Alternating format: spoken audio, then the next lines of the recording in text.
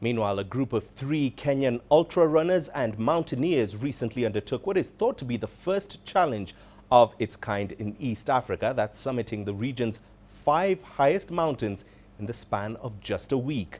The mountain ranges are located in Kenya, Uganda, Tanzania and the Democratic Republic of Congo's border with Uganda. CGTN Sadiq Shaban tells us more. Conquering the peak of Africa's highest mountain, Kilimanjaro, at 5895 meters above sea level is every hiker's dream. But scaling East Africa's 5 mountain peaks within a period of a week is a crazy idea by all considerations.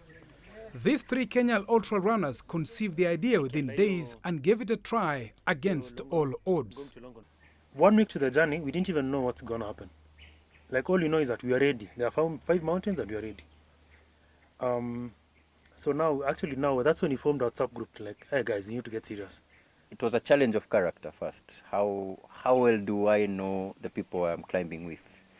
How far can I go with them? I mean, on the mountain is a place where it's called, it's an instinctive kind of thinking.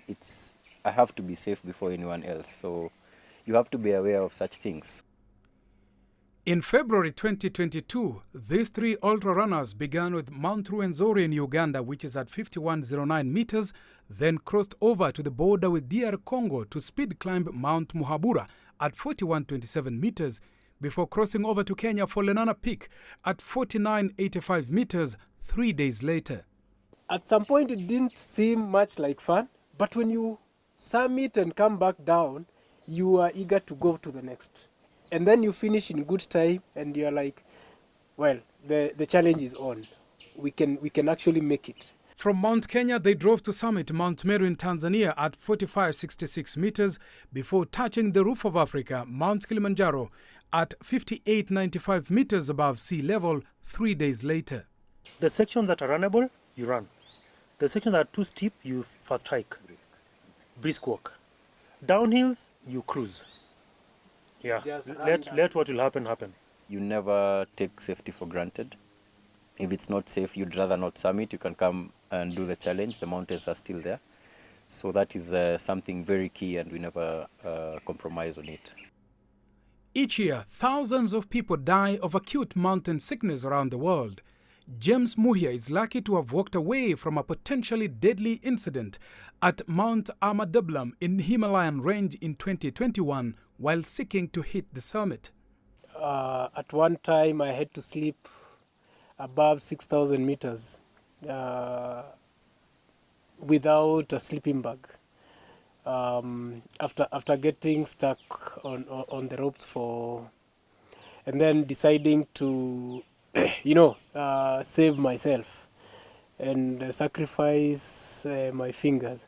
So as a result, I got frostbite on my fingers that luckily I actually my fingers were saved by a surgeon.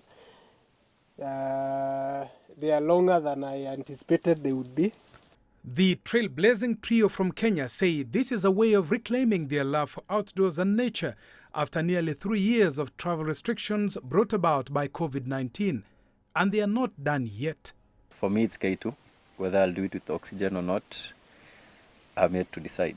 The next idea or the next challenge for me is climbing above 8,000 meters without the use of supplemental oxygen.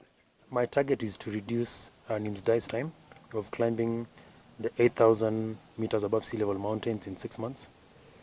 My aim would be to do shorter than that or in less time. This young group, christened Altitude Cartels by their friends, say they plan to write their names in the history books of African and global Hall of Fame in mountaineering. Sadiq Shaban, CGTN.